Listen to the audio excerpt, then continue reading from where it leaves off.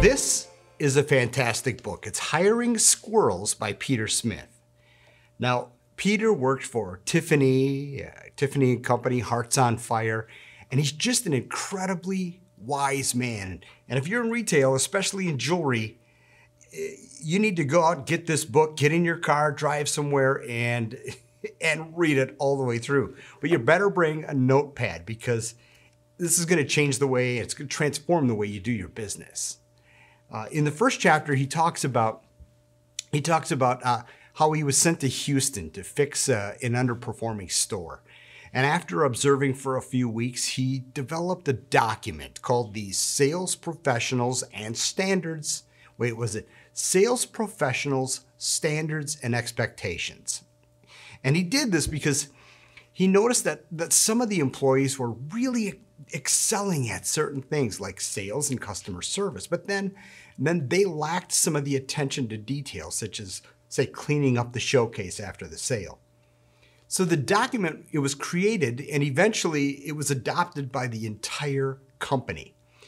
But it failed miserably because Peter realized that his thinking was wrong. He developed the document under the misguided premise that all salespeople are created equal and that they're all motivated by the same thing.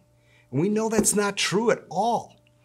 If we look at basketball, for example, Phil Jackson, he had a great player in Michael Jordan, right? But you play Michael Jordan where he plays best, at guard, not as center. You know, in my career, I've always seen a great increase in sales and productivity when I allowed salespeople to sell and support people to support.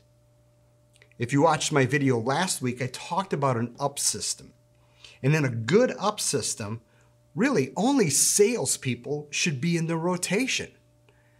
You know, I'm seeing this as stores increase in volume throughout the years. As they increase in volume, they have folks checking in repairs, writing up sales, completing special orders, opening the mail, support duties. Now in the book, Peter mentions a young lady in Honolulu, and he asks her, you know, what does she like least about the sales position? And she says, the paperwork. Now, let's just think about ROI for a second. You have a great salesperson producing for you. Wouldn't it be prudent of you to keep them doing what they enjoy doing the most? Now we're talking ROI, right? Selling. And, you know, I always get a kick out of it when jewelers call me and they're like, hey, Jimmy, I'm so excited. I finally found my next manager. And I'm like, who was it? Well, that's my best salesperson. What? You just took Michael Jordan and made him into a coach. I don't think he's going to enjoy that very much. I don't think he's going to excel at that very much. Well, this exact same thing happened to me, but only kind of in reverse. I had a young lady who was really underperforming on the sales floor. She just didn't like selling. But in the interview, she checked all the boxes and gave me all the right responses, just like many of us experience. Then when she got out on the sales floor, she froze. She actually didn't like greeting customers. She didn't like waiting on customers. But I think this is a case for the majority of us. You know, she was a good person. And we didn't want to let her go. She was good. So instead, I offered her a support position, answering phones, opening the mail, checking our inventory in, supporting the people who loved selling.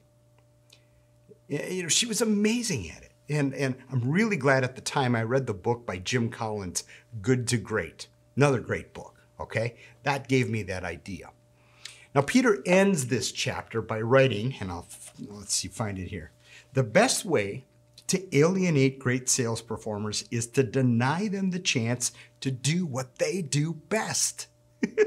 And then selling. Salespeople are not created equally. They don't perform equally in all roles, and they should not be managed or paid equally. How cool is that? You know, in our sales management masterclass, Brad Huskin always asks our students, he says, I'm going to give you a $1,000 bonus. Now you can have it in cash, time off, store credit, lottery tickets, a gift card to something you wouldn't normally buy for yourself. What do you want to choose? And every one of them raises their hand for something different. You know, they're all motivated differently.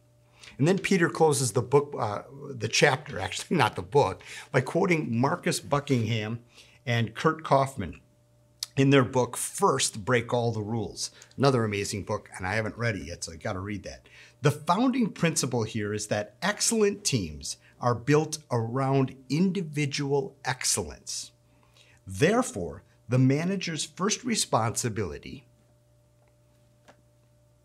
is to make sure each person is positioned in the right role. I'll tell you what, I love this book. This is fantastic. Go out and get it. I'm not being paid to say this, and I don't know where to tell you where to get it and wherever you buy books.